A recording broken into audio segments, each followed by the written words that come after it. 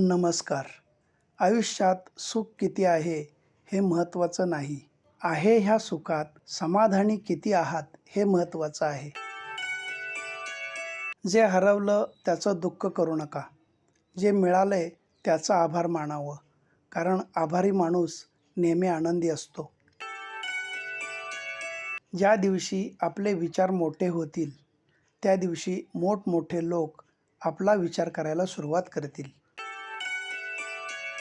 माणूस अपयशाला भीत नाही. अपयशाचं खापर फोडायला कोणीच मिळालं नाही तर याची त्याला भीती वाटते.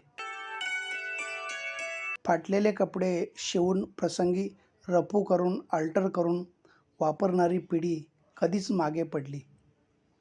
इतिहास जमा झाली. आता नवीन कपडे फाडून फॅशन म्हणून वापरणारी पिढी उदयाला आली आहे. जिथे समोरून संवाद संपवला जातो तिथे आपणही नवीन सुरुवात करू नये. स्वाभिमान गहाण ठेवून उगाच खोटी नाती विकत घेऊ नयेत.